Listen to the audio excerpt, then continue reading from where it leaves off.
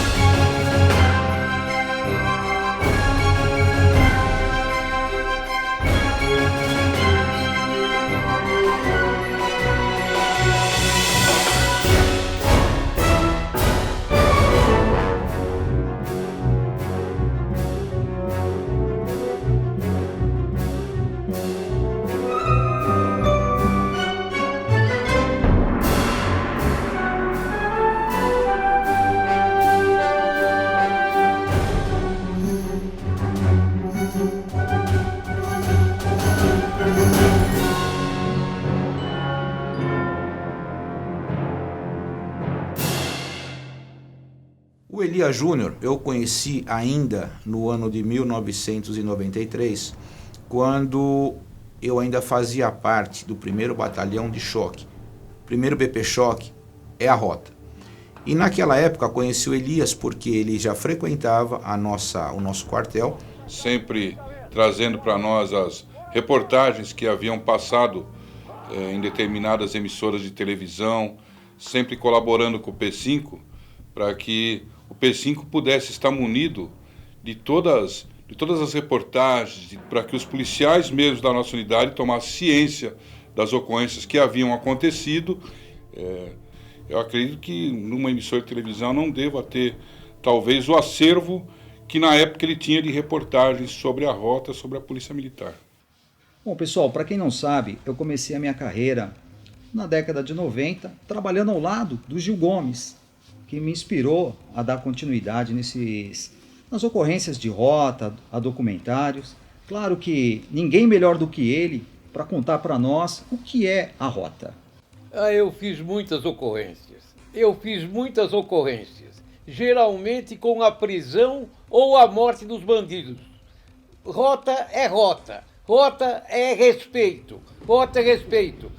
Eu me lembro de uma matéria que eu fiz com o Elias Júnior. Foi um assalto a uma madeireira, a uma loja madeireira. Foi na rodovia em Guarulhos. A rota encarou os bandidos. Eles tentaram fugir, tentaram se evadir, tentaram enfrentar a rota. Infelizmente para eles, uma rota passou por ali. E as armas da rota, os bandidos que assaltaram. 1, 2, 3, 4. Este morreu. Este também morreu. Este outro morreu também. E este quarto elemento também morreu. Ficou uma reportagem a respeito. Foi com o Elias, meu amigo. E como a rota teve seu nome manchado em um livro tendencioso e sensacionalista, os policiais não queriam um segundo jornalista denegrindo seu nome. E aos poucos passei a frequentar o batalhão. Nessa época eu também era atirador da Federação Brasileira de Tiro e passei a praticar com alguns policiais. Os anos foram passando, aconteceram várias mudanças de comandantes e eu passei a me dedicar nas produções cinematográficas. Em 2005, tentei produzir um documentário sobre a rota, mas infelizmente o comando da PM não autorizou. Em 2006, decidi fazer um filme e mais uma vez o comando da PM disse que eu só faria com autorização da Secretaria de Segurança Pública, que, para o meu espanto, também foi negado. E diante de tantas dificuldades, procurei entender melhor como funcionava essa política. Porque era política. E comecei a fazer contato com alguns deputados. O produtor Elias Júnior me procurou na Assembleia Legislativa, eu era deputado, e ele queria fazer um filme sobre a rota. Eu apresentei a ele o meu livro, Matar ou Morrer, que era uma resposta ao livro do Caco Barcelos da Globo, o livro Rota 66. O Elias Júnior leu o nosso livro e realmente viu algumas histórias interessantes. Eu tinha certeza que um deputado, ex-capitão da rota, com influência política, não ia ser barrado. E não foi. Bom, a Polícia Militar realmente tem um jeito todo dela de ser, né? Então teve a dificuldade de encontrar primeiras autorizações para filmagem dentro do próprio batalhão da rota. Mas depois de contato com o secretário de Segurança Pública na época e com o comando da PM, iniciou-se a filmagem. Infelizmente, do lado financeiro, né, de alguém financiar o filme, é um absurdo. Não conseguimos nada. Ninguém conseguia, de nenhuma forma, investir, seja lá o que fosse, num filme policial, num filme da rota. Daí para frente, como já era de se esperar, muitas coisas aconteceram. Além das dificuldades financeiras, tivemos muitas interferências de alguns setores do Comando Geral. E várias situações que poderiam ter sido evitadas, principalmente nas locações do filme.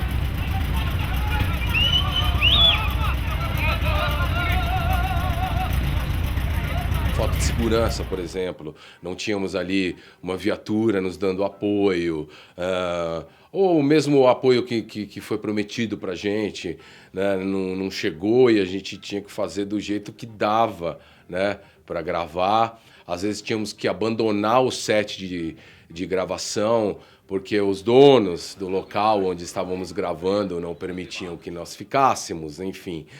Sofremos até ameaças, e aí às vezes a gente tinha que sair, abandonar o set. É o seguinte, rapaz, é boca do dragão pra você, moro?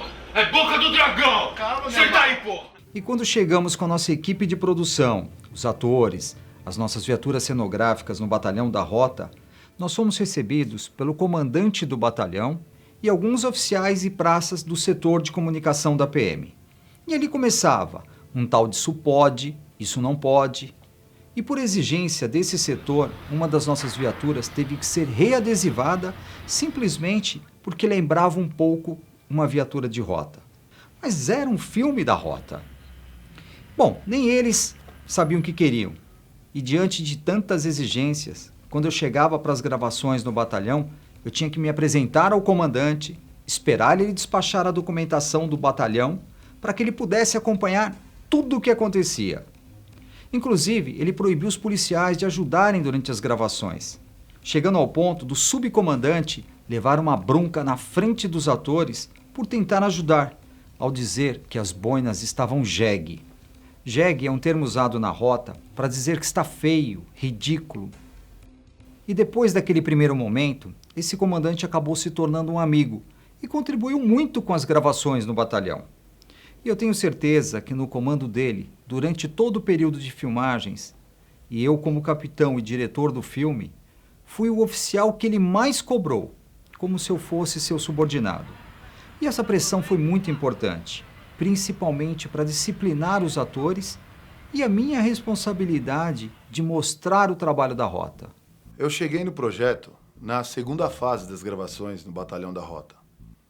Quando muitos atores desistiram de atuar como policiais, porque a grande maioria morava em periferias e tinham medo de serem confundidos com policiais de verdade, porque a ideia do projeto era mostrar a realidade da rota, e o Elias cobrava muito dos atores. Aqui não tem pra ninguém, não. Depois disso, criamos um grande vínculo de trabalho e uma amizade que dura mais de 10 anos, onde tive a oportunidade de participar de todos os projetos, como ator, efeitista e principalmente na produção dos documentários. Uma passagem que marcou e atrapalhou bastante nas gravações foi o capotamento da nossa viatura cenográfica em uma cena onde estavam 5 atores. Foi repetida essa cena já umas 8, 10 vezes. e de repente, não sei por qual motivo, a viatura capotou. Só deu tempo de gritar.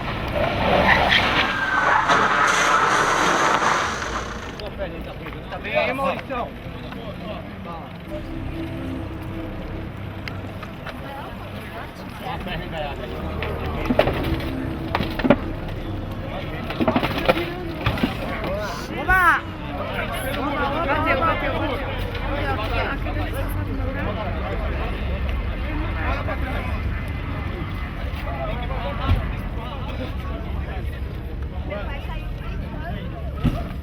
E aí todo mundo foi, socorremos, tal, destombou a viatura, viemos aqui pra casa do Elias, sentamos, por que nós vamos fazer? Aconteceu, ninguém machucou? Não. Pô, vamos ver se a gente coloca essa cena então no filme, porque vai ficar legal, vai ficar uma cena real.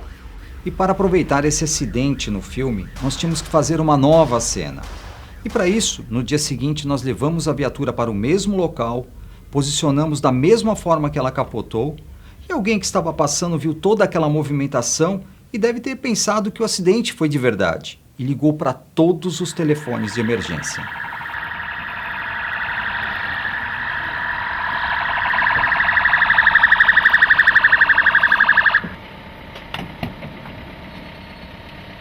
E de repente começaram a chegar várias viaturas.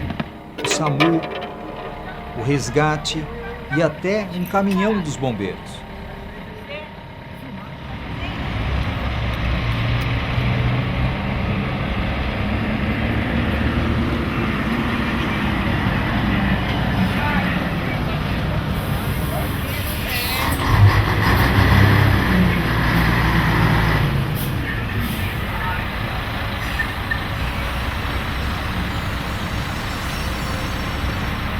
No final aí ficou uma cena espetacular, ficou maravilhosa e marcou no filme essa cena aí. Durante as gravações, nós fizemos uma parceria com a Rádio Metropolitana para que as bandas pudessem criar uma música e enviar para a nossa produtora com o tema da rota. Atenção, pelotão! Sim, senhor! Tem promoção nova na Metropolitana! Se você tem uma banda, crie uma música com o tema Rota Comando, o filme. Você tá me ouvindo, soldado? A melhor música vai virar tema do filme e ainda ganha um videoclipe. Ô, tenente, como é que eu faço pra participar? Acesse o site metropolitanafm.com.br e saiba como enviar a sua demo. As inscrições terminam hoje. E não esquece de ler o regulamento. Infelizmente, nós não conseguimos atingir o nosso objetivo com a promoção. Aí eu convidei o Paulo Ricardo, o vocalista do RPM, para compor a música tema do filme. Essa parceria do cinema e da música rendeu momentos memoráveis, inesquecíveis para todo cinéfilo, para todo amante de música. E não podia ser diferente. Ficamos super orgulhosos com o convite do Elias para fazer a música desse polêmico filme de ação, Rota Comando. E imediatamente, depois da nossa primeira reunião, eu convidei o meu amigo André Kisser, guitarrista do Sepultura, para que desenvolvesse esse trabalho comigo. A gente já tinha feito alguma coisa juntos, em shows, mas nunca tínhamos composto nada juntos. Chamei o PA, o ex-baterista do RPM, que toca comigo, e o Ney Haddad, baixista também do PR5. E juntos trabalhamos nessa primeira versão da música Matar ou Morrer, título inspirado também no livro do Conte Lopes.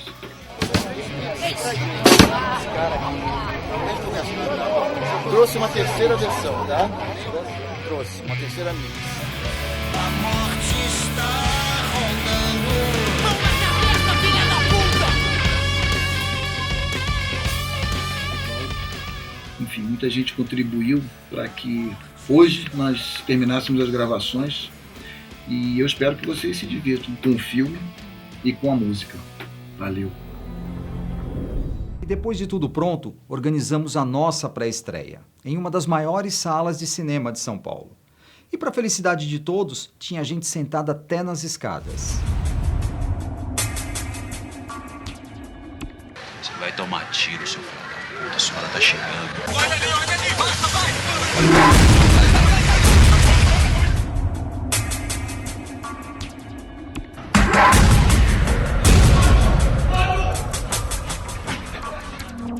Se quiser ficar aqui, vai ter que mostrar que tem atitude.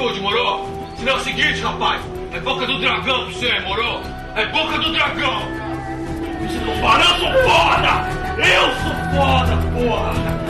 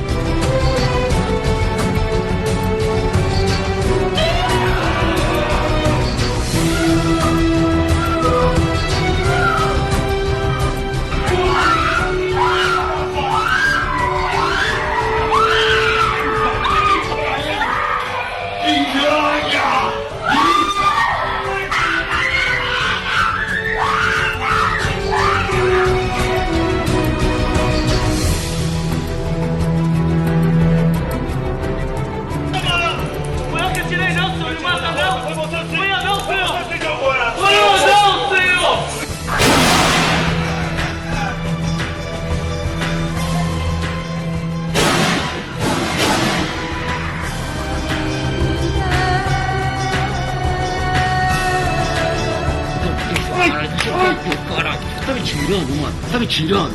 Eu falei pra tu que era verdade, caralho! Tira minha quebrada! Ganso! Só tem o destino, mano! É boca do dragão! Infelizmente, foi atingido e não aguentou. Ô, Martins, se prepara pra tocar pro PS, faz favor. Aí, vai, ladrão. Já não era, meu tio. Eu quero saber o nome do traficante. Eu não sei seu nome. Traficante, cara!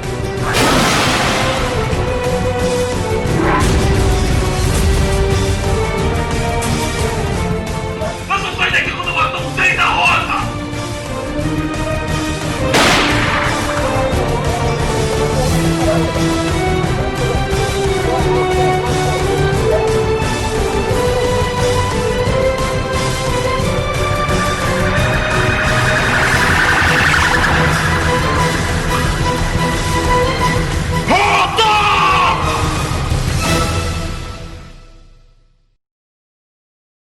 E como recompensa a todos que participaram, o filme foi um grande sucesso.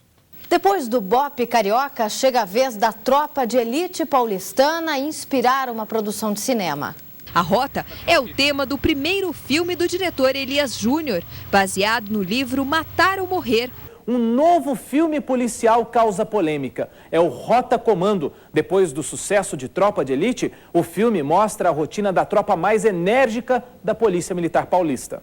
Depois de Tropa de Elite e Cidade de Deus, cineastas brasileiros investem em novos roteiros que mostram a violência urbana no país. Estão sendo produzidos um filme sobre os ataques criminosos do PCC e outro sobre a Rota, um batalhão da Polícia Militar de São Paulo.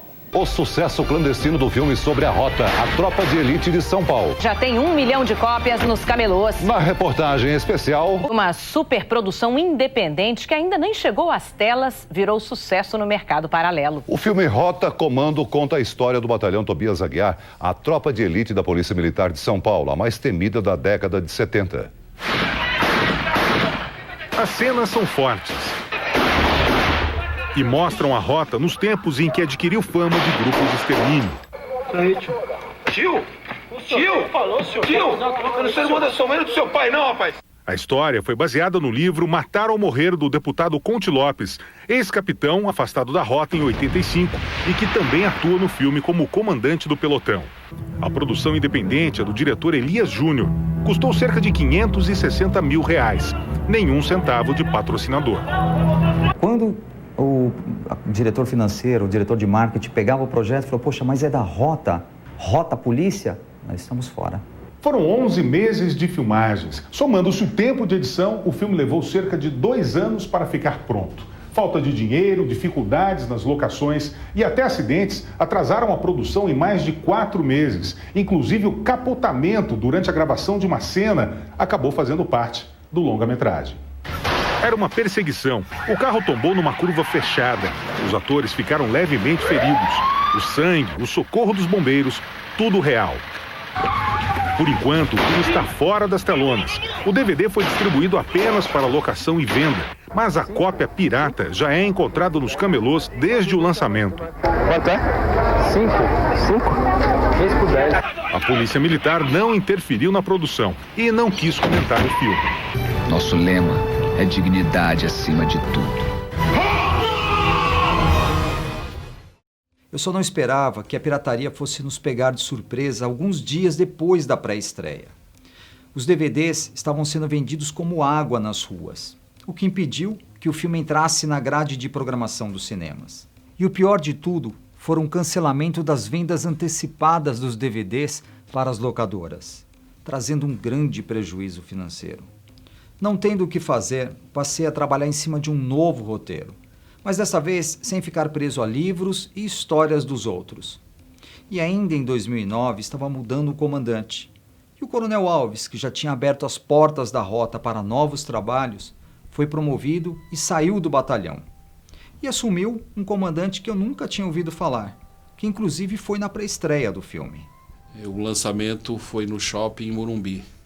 E lá tive o prazer de conhecer o Elias e passamos a manter contato.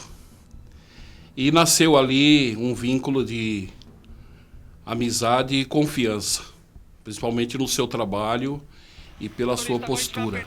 Eu me lembro que em um determinado dia, conversando com o Sargento Everaldo sobre a grande repercussão do filme, nos jornais, na TV e na internet, o novo comandante me parabenizou pelo trabalho e me convidou para tomar um café lá no batalhão. Como eu não o conhecia e sabedor das dificuldades, o Everaldo comentou que eram amigos e trabalharam juntos. Aí marcamos um dia e fomos conversar com esse comandante. E comentei a respeito do Elias.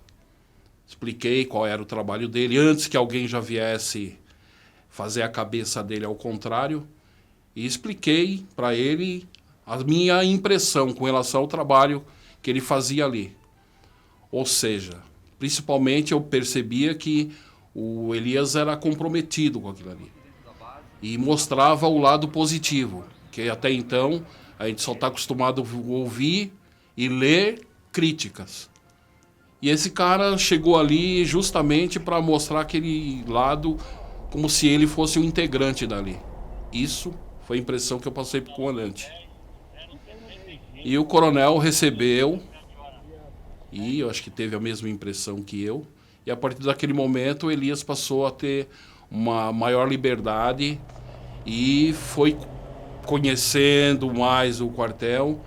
Foi quando, inclusive, sabedor dos problemas que ele poderia ter, chamei ele do lado, entendeu? E baseado na experiência a gente passou alguma coisa para ele, com relação à postura, para ele não se preocupar ou não ficar constrangido, inclusive com o comportamento de alguns policiais, que isso estava dentro do normal e cabia a ele provar que ele era um cara diferenciado. Eu pensei que seria um trabalho fácil, mas não foi. Nas primeiras semanas, poucas equipes queriam me levar nas viaturas. E por muitas vezes, durante 7, 8 horas de patrulhamento, eu ouvi apenas o áudio dos 2 rádios informando os crimes que estavam acontecendo em São Paulo. Além disso, eu tinha que saber lidar com muitas situações. Por exemplo, alguns estagiários e até policiais formados ficavam bastante incomodados por eu sair embarcado quase todos os dias, sendo que muitos policiais, depois de meses de estágio, sequer chegaram a subir numa viatura de rota. Inclusive, não muito aceito por parte da tropa, porque sempre existiu uma regra ali, era difícil do civil, entendeu? Se infiltrar, incorporar e participar. Porque, inclusive, faz parte da doutrina. Ser fechado e civil não participa, certo? Principalmente em sendo da imprensa, tendo em vista as muitas experiências que se teve ali, entendeu? Inclusive gerou até livros, famoso livro, Rota 66, por exemplo. Então a tropa, com certeza, tinha uma certa desconfiança. Então, chamei do lado e falei para ele, entendeu? Com relação à postura, se fosse sair em viatura, em relação ao comportamento, que observasse a forma que o policial de rota se posta, a conduta, entendeu? Que ele ali, no caso, é um cara que ele tinha que prestar atenção em tudo, ouvir mais, falar o mínimo possível, não interferir nas conversas dos policiais, não se intrometer, aquele dar palpite. E à medida que ele fosse adquirindo essa confiança, caberia a ele, estando ali, ele dar alguma sugestão ou coisa parecida. Mas isso seria com o tempo. E isso ele conquistou. Já para colocar um policial formado, sendo ele ou um soldado formado, ou um sargento recém-formado, ou um oficial, qualquer um que chegava recente no quartel, no primeiro de choque, ele tem que passar por um período de estágio e até ele poder sair em patrulhamento numa viatura de rota, ele tinha que ter as condições, ter a confiança do grupo para ele poder compor uma equipe. Permissão comandante e equipe. Permissão para ostentar o braçal de rota. Tá com quanto serviço, senhor? 19º hoje. Ainda não. Não, é 16. Eu tô encostando aí, tô bem pronto. Agora imagina uma pessoa que não é militar, que é uma pessoa que não foi formada para aquilo, o nível de confiança que tem que ter nessa pessoa é maior ainda. Então o trabalho, a conduta dele, a conduta moral, a conduta de comprometimento dele com a unidade é idêntica a um soldado mesmo, a um sargento, a um oficial de rota, a um patrulheiro de rota. É inquestionável a conduta dele quanto a isso, quanto ao grau de confiança, é totalmente inquestionável. Temos o Elias comprometido com a gente e repassar esse material para o pelotão, certo? A cada comandante que chegava no batalhão, eu tinha que começar tudo de novo. E eu só continuei o meu trabalho graças à confiança dos oficiais e da tropa. O Elias me foi apresentado no ano de 2010. No ano de 2010 eu fui movimentado por conveniência do serviço por 1º Batalhão de Choque, Rota, no mês de junho. E lá eu o conheci. Ele frequentava o batalhão, né? Foi bem comentado, bem falado, bem apresentado por oficiais que lá já estavam. Teria já feito alguns trabalhos audiovisual em relação ao batalhão, contando a história do batalhão. Teria sido o diretor, né, do filme, Rota Comando. Então foi uma amizade que nós começamos a ter com ele a partir de junho de 2010. Daí para frente foram quase 4 anos, né, de convívio, onde eu o vi exercer sua atividade de forma bastante profícua no batalhão. Já está lá já desde os anos de 93, 94, onde ele iniciou o trabalho. Então não é uma pessoa totalmente estranha à Polícia Militar, muito pelo contrário, é uma pessoa que vive Polícia Militar, mais especificamente o Batalhão de Choque, Rota.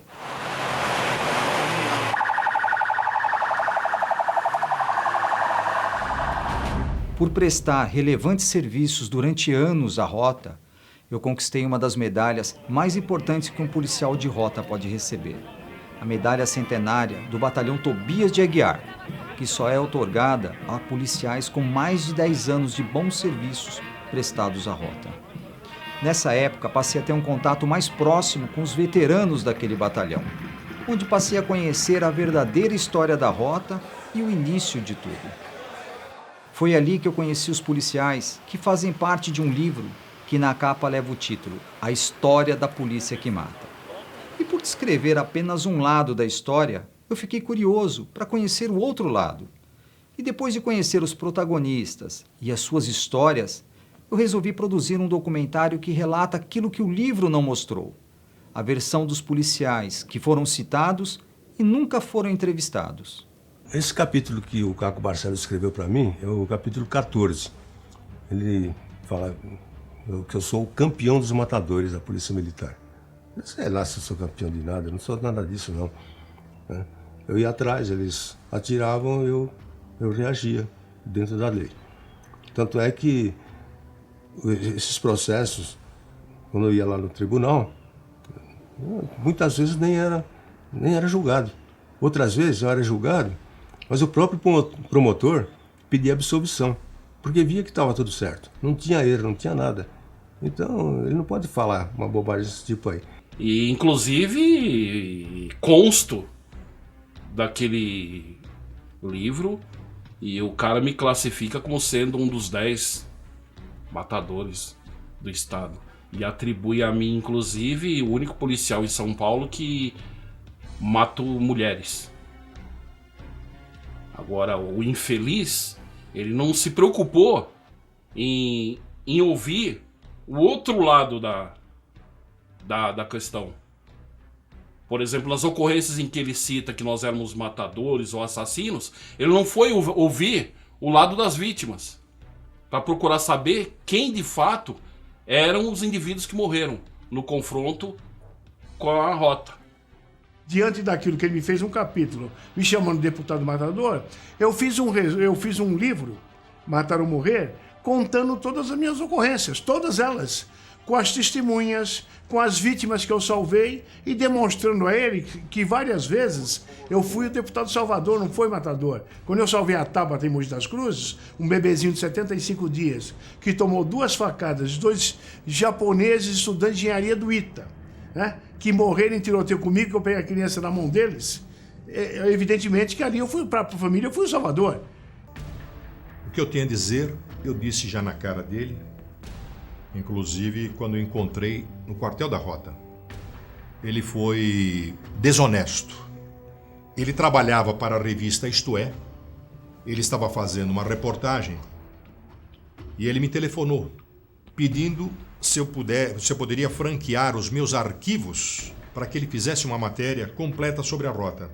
Porque ele confiava mais no meu arquivo do que da polícia, e se fosse na polícia teria que correr vários distritos. Mas então, eu não conhecia Caco Barcelos, mas colega de imprensa, tudo bem, repórter da Isto É. Ele frequentou a minha redação, anotou tudo, todos os casos de resistência, alguns casos o sujeito era desconhecido, outros casos havia vítimas, então o sujeito não era meramente um suspeito, tinha vítima, o sujeito entrou numa casa ou então roubou um carro e no entreveiro acabou sendo morto. Então ele fez uma matéria muito facciosa, muito maldosa, não é? Porque se ele pede acesso ao meu arquivo, eu franqueio, e ele muda totalmente, dá a impressão de que lá estavam esses dados totalmente distorcidos, e eram em verdade. Com o tempo, fui aprendendo tudo sobre esses heróis. E posso afirmar que eu fiz um verdadeiro estágio na Rota. E por estar presente e fazer parte do dia a dia desses policiais, eu também era cobrado pela tropa.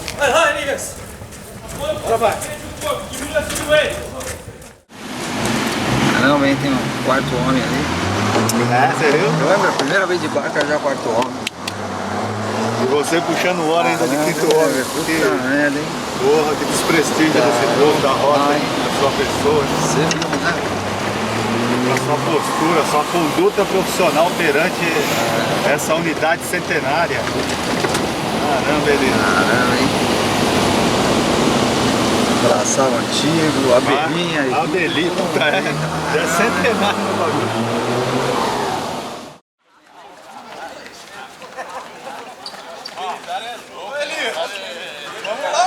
Vamos, cara. Aí é fácil, né? Durante todos esses anos, eu tive a oportunidade de vivenciar muitas, mas muitas ocorrências, das mais simples às mais graves, e situações que muitos policiais da ativa e outros que vão iniciar e finalizar a sua carreira não vão ter. E eu digo isso não porque os policiais não queiram, mas pela política de segurança que estamos vivendo. E como eu saí embarcado quase todos os dias, pude registrar cada momento da história ao lado desses heróis. Vivenciei muitas coisas boas e também ruins. a prisão do líder do Comando Vermelho, que estava foragido em Diadema, e ainda tive a oportunidade de entrevistá-lo dentro da viatura de rota. Vou te falar aqui comigo. Bom, você sabe que a imprensa tá lá fora, né? Aqui, ó, é rota, não tem... Claro, eu sei. O que você quiser aproveitar aqui, o que eu tenho pra falar é o seguinte, os caras não me esculacharam, me prenderam, tô aqui preso, eu quero pagar o que eu tenho que pagar e só agradeço vocês aí por não ter tirado minha vida, igual vocês falaram também.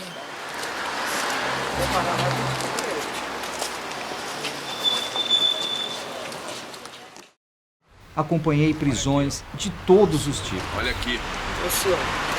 Olha aqui. Ô, senhor, precisa olhar pra câmera, senhor. Olha aqui. Não vai sair na televisão não, Matrão. Não vai sair na televisão não, é interno. Tá ótimo isso aqui, ó. Não sou bandido não, senhor. É? Eu que sou, né?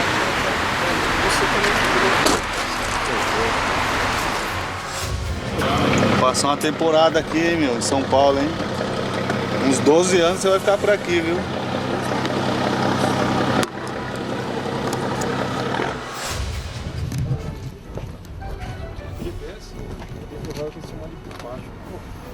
Deixa aqui até o finalzão.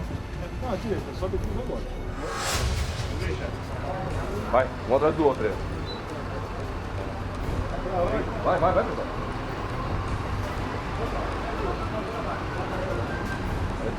Olha aqui pra mim. Isso, vai.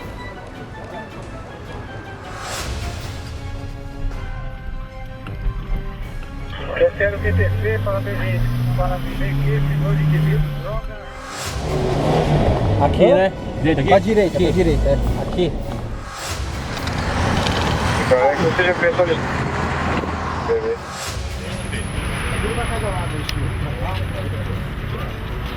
Olha isso aqui. Quantas vezes eu posso pegar aqui? Vou fazer a tomada, né?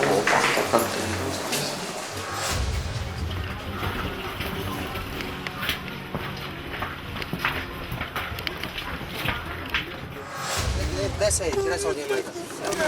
Vai ter vários benefícios, meu. Benefício. Vira de costas, meu. Vai comer de graça, meu. Vira de costas, vai ter segurança. Vai tirar primeiro? Hã? Já. Qual que é o seu apelido, bandido? Eu não tenho apelido não, senhor. Não? Me chama de menor. Vira de frente pra cá, vira de frente. Aqui, olha pra cá, ó. Reto. Confrontos com perigosos criminosos. Puxão! Puxão! Puxão!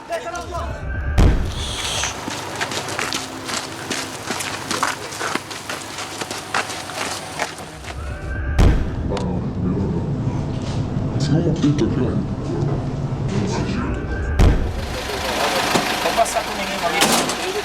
3, 2, 3.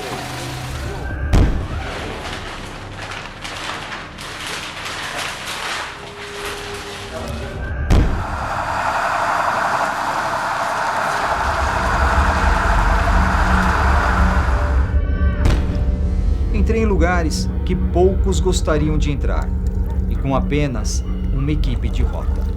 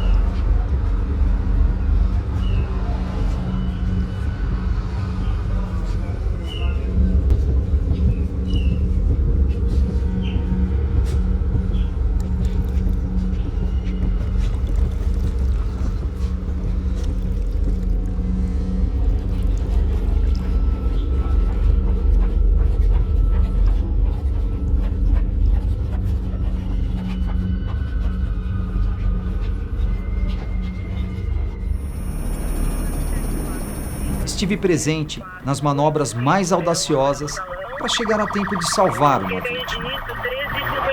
13 mais 51. Copiou com o numeral do salão?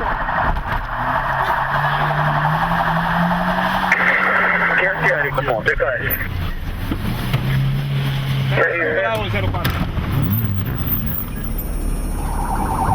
Beleza, eu tô na Domingos Guimarães, em Jabaquara. Tô chegando no sentido oposto do senhor.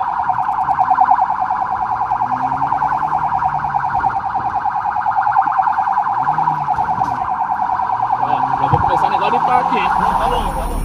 Acompanhamento ao veículo, 2 indivíduos com fogo, veículo colando o quadro, QTL, verifique a situação do veículo.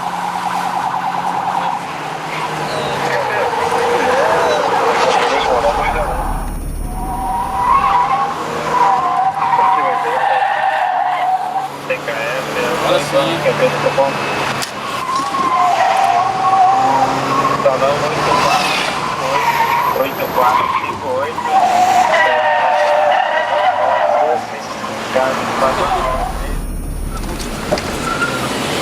Sobe aí, né?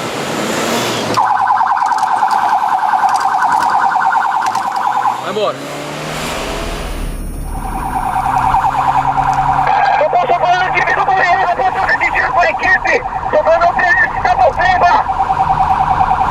Indivíduo variável, então está acontecendo, QCL.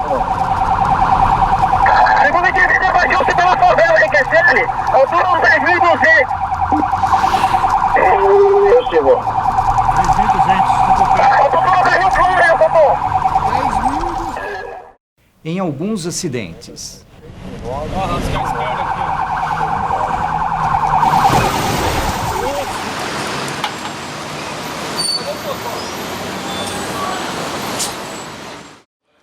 em alguns atentados,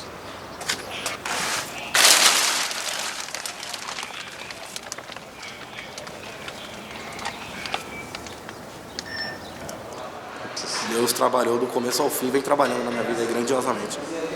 Porta e o forro de porta aí ajudou bastante, né? Também. Pra dar uma amortizada, né? Também. Não chegou a quebrar nenhum osso com os tiros de baixo, né? Não, só fissurou, né? Entrou e saiu. Ele entrou aqui, ó. Ele entrou... tá. Os dois saíram, né? Ele entrou aqui e saiu aqui, ó. Ele entrou ali e saiu aqui. E de cima também, né? nos momentos mais tristes. Nunca mais vou ver meu filho entrar pelas minhas portas. Ai, meu Deus, nunca mais vou ver ele entrar alegre pelas portas da minha casa.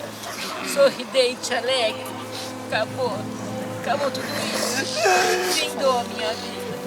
Ai, meu Deus.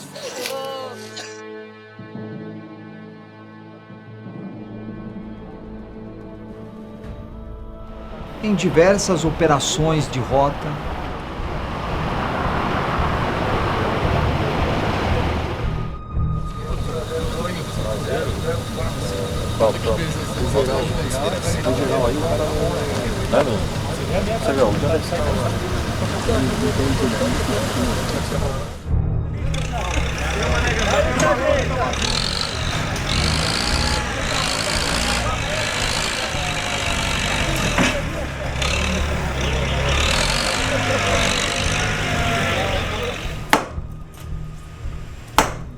descascar o outro lado.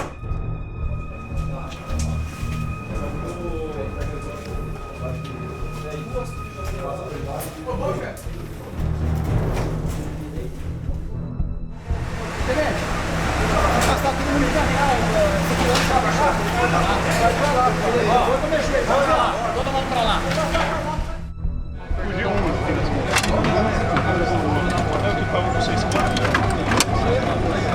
Aí que acontece, todo mundo lá.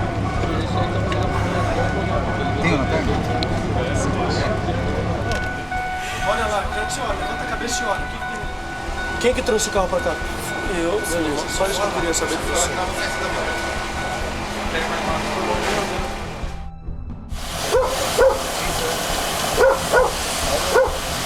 Vai dar a mesma quantidade, mais ou menos. Quem trouxe?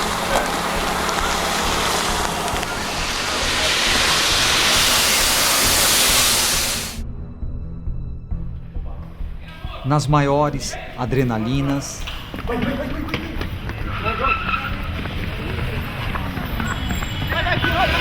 Bora, Martinho! Bora! Polícia entrar primeiro, pera! TKS, quanto esse segundo aí tá envolvido no carrinho do banco? Pega a viatura lá!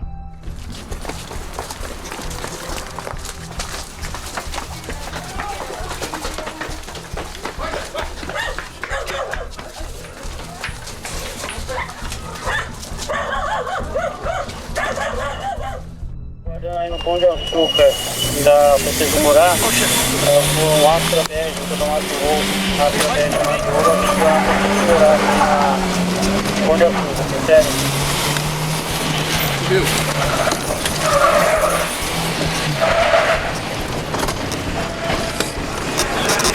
Para aí. Para. Põe a mão na nuca. Vamos repetir na placa. Prossiga.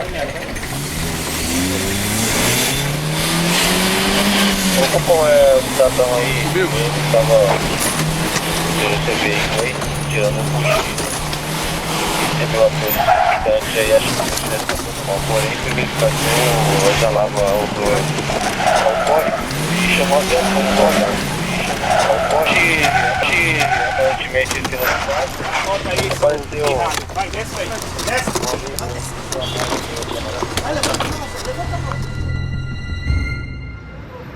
Na maioria dos cursos de direção defensiva, freando, não precisa frear. Apareceu uma pista já era.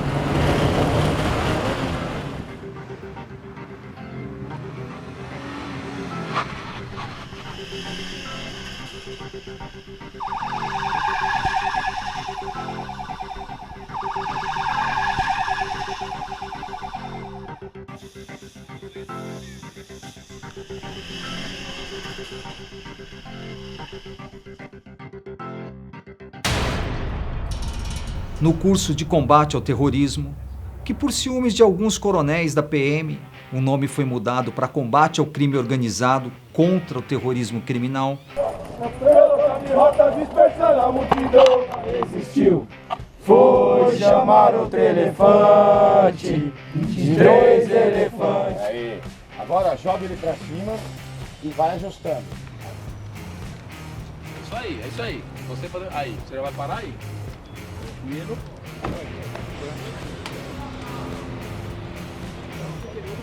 Tiro pode vir de lá. Quatro ladrão no caráter geral. Quatro ladrão no caráter geral.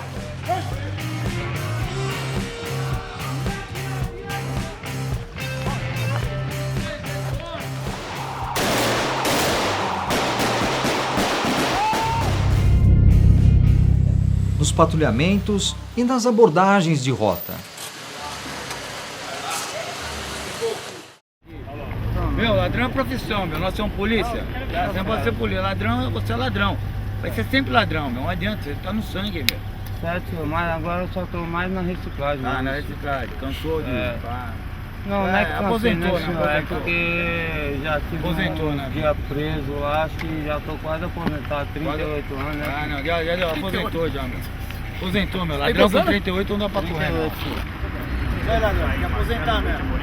Não dá pra tirar a cadeia, tu vai tirar a cadeia aí vai ficar com 50 anos na cadeia, já não dá não, mano. E outra, né, senhor?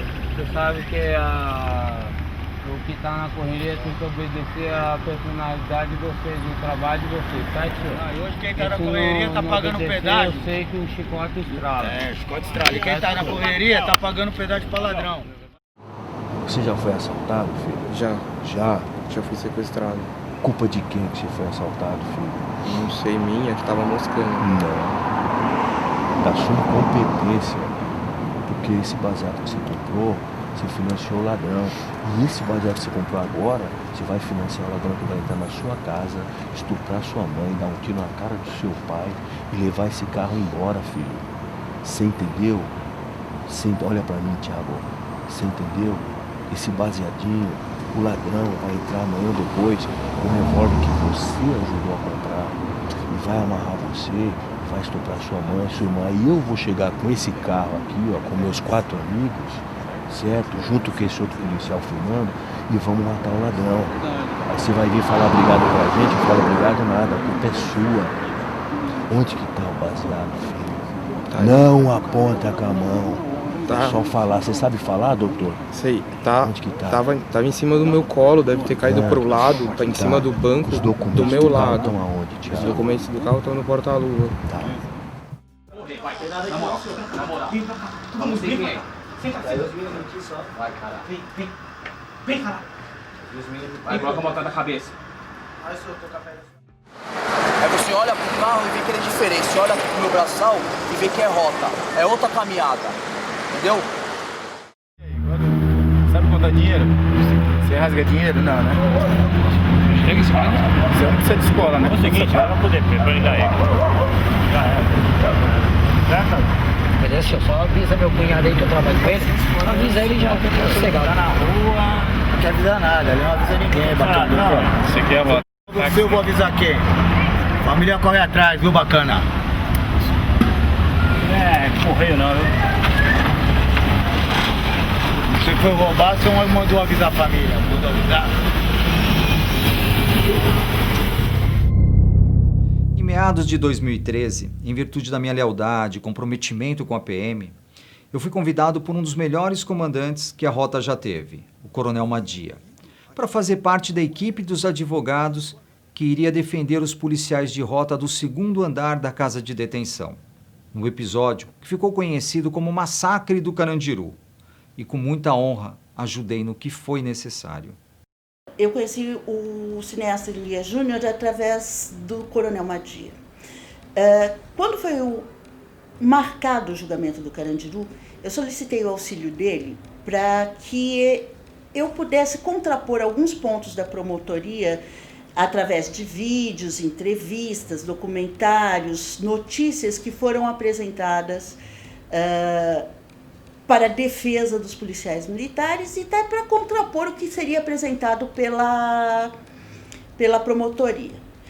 E ele foi de fundamental importância. Um dos momentos mais importantes que eu fui, inclusive, alertada por ele, foi que durante o julgamento corria em segredo de justiça quanto às identificações dos policiais, ele me alertou que houve um desvio da câmera que estava filmando a decisão para que filmassem os policiais militares. E ele é uma das testemunhas fundamentais desse processo contra as redes de TV que está sendo movido pelos policiais militares por divulgação de suas imagens. E ele se mostrou uma pessoa sempre solícita, interessada e uma pessoa profundamente conhecedora do sistema militar, que é muito difícil, até no âmbito dos advogados, a gente encontrar pessoas que tenham o conhecimento que ele tem a respeito disso. Ele tem a prática e ele tem a teoria. Isso é importante para a gente conjugar os dois.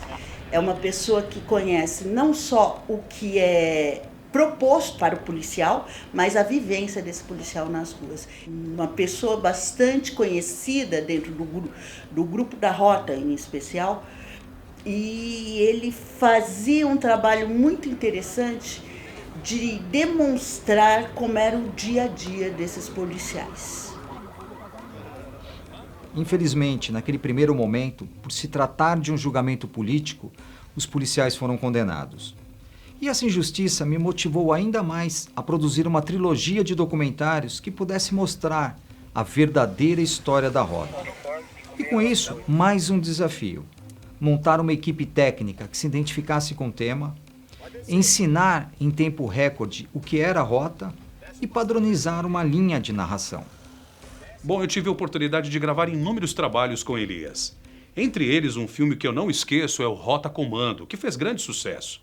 Um dos primeiros trabalhos do segmento, onde pude colocar a minha voz e, claro, o filme foi o maior sucesso.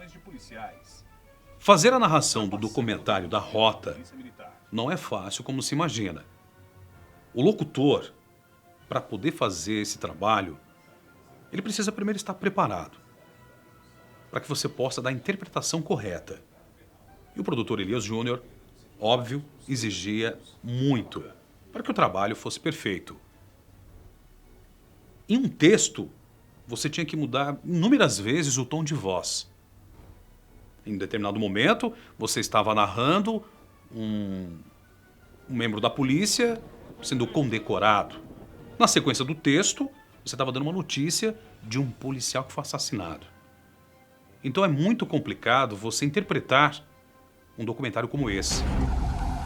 A verdadeira história da Rota. Eu cheguei numa parte que seria a pós-produção, mas durante a pós-produção a gente encontrou alguns erros, a gente achou que tinha que ter mais informações do que tinha, então a gente refez vários depoimentos. Então eu cheguei num momento que era para estar pronto, mas aí a gente mudou muita coisa, então eu trabalhei bastante nesse documentário ainda. E para mim foi super gratificante, porque foi uma experiência diferente. O diretor Elias Júnior, ele pôde me proporcionar uma visão diferente dos batalhões. Eu nem sabia o que era uma pré-eleição e eu conheci, né? Eu fiquei sabendo como funcionava tudo diante desse trabalho que ele me proporcionou. Assim, já havia passado muita coisa. Então, muita coisa já tinha acontecido, ele já tinha trabalhado demais em prol do batalhão, né, da Rota. E eu estava chegando ali já com a coisa meio que finalizada, apenas para os últimos acertos e a divulgação, né, da verdadeira história da Rota. A Rota não está hoje nas ruas porque são as políticas. A Rota é sinônimo de respeito. A mais polêmica tropa de elite do Brasil. As ocorrências não se montam, elas acontecem. Amada pela população e odiada pelos bandidos. Ninguém sai de casa para matar ninguém. A gente sai para defender a sociedade. Agora, se alguém atirar, eu tenho que atirar para defender. Senão eu vou morrer e não vai ter mais ninguém para defender a sociedade. A Rota pode ser imitada, mas jamais será igualada. A gente vai buscar o ladrão aonde ele estiver, mesmo que ele esteja armado com um canhão. Os melhores pilotos da polícia do Brasil.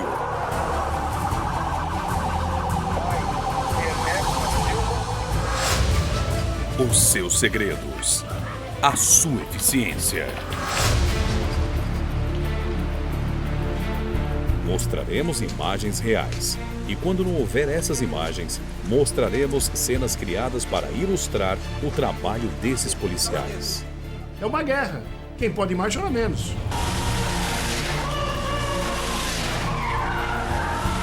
Essa é uma grande chance de conhecer a verdadeira história da mais temida tropa de elite do país. Contada pelos policiais e veteranos de Rota.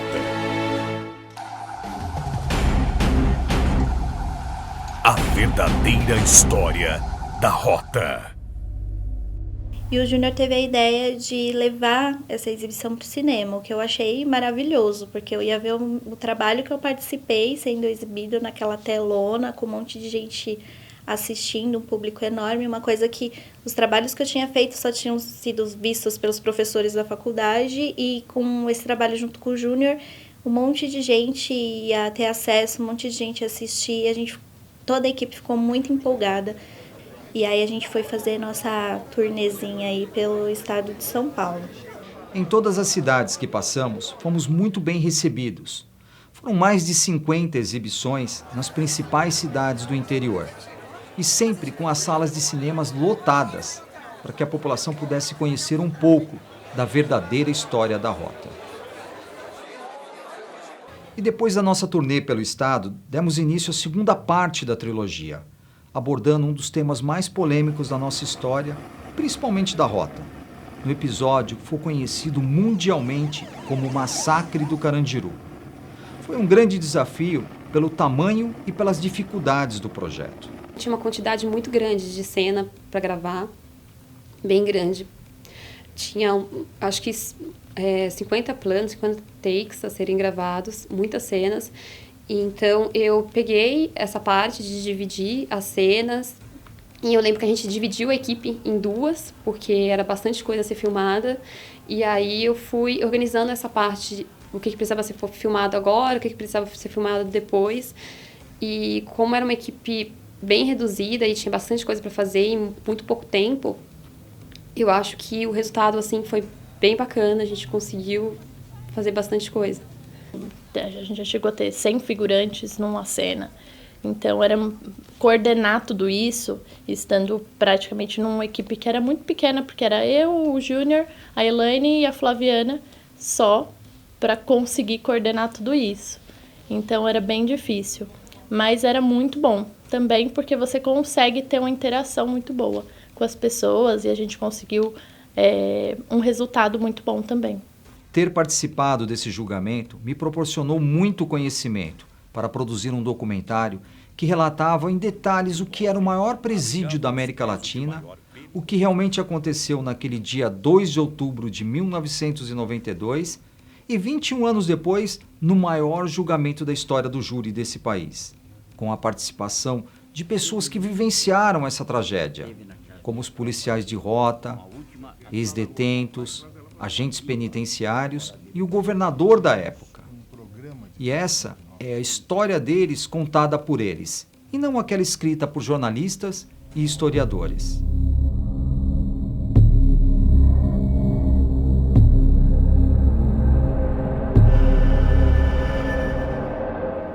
O Carandiru era um inferno.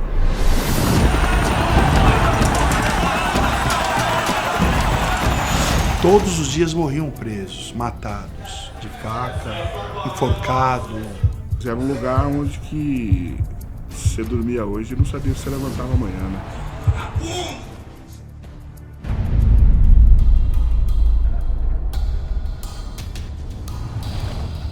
Mas depois que nós saímos lá, todo mundo entrou lá. Todo mundo entrou lá.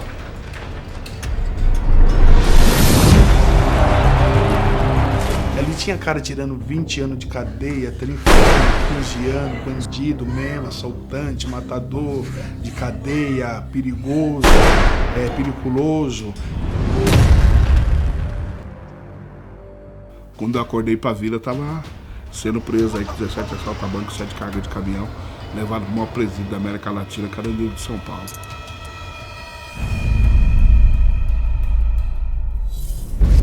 Quando dá essa ordem pro policial lá, se ele não cumprir, ele recebe uma sanção que pode até perder o posto de patente dele, por não cumprimento de ordem, e imediatamente para cadeia.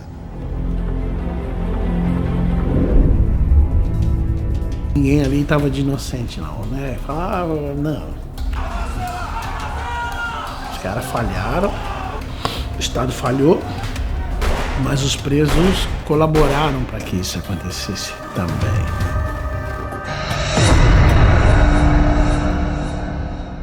O pedido formulado na presente ação penal, com o fim de condenar os réus a cumprir 624 anos de reclusão em regime inicial fechado. Ao ponto de um policial que deu um tiro na ocorrência, foi imputado uma pena de 52 homicídios. Ele é o homem mais letal do mundo, que com um tiro ele mata 52 pessoas. Mas como é para dar uma satisfação à sociedade, tá aí. Quem garante para mim que essas pessoas que foram condenadas foram que apertou o gatilho? Já disse e repito, não dei a ordem, mas se estivesse no meu gabinete, eu teria dado a ordem. E hoje, mesmo sabendo das consequências, eu daria a ordem porque a polícia não pode se omitir.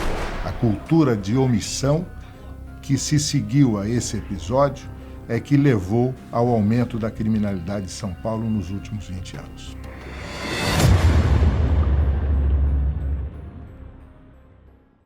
Eu, como um dos policiais militares que esteve naquele dia, no fatídico 2 de outubro de 92, eu posso avaliar esse documentário como uma coisa de grande valia, que ele mostrou a realidade, o que é dentro de um presídio. O que um preso faz com outro preso dentro do presídio. Se esse documentário fosse feito até um pouco antes, eu acredito que até no dia do julgamento, os jurados que lá estavam pudessem ter tido outra opinião. Porque depois desse ocorrido, não só eu, mas muitos policiais que lá estiveram foram discriminados, foram maltratados, foram achincalhados por uma coisa que não existiu.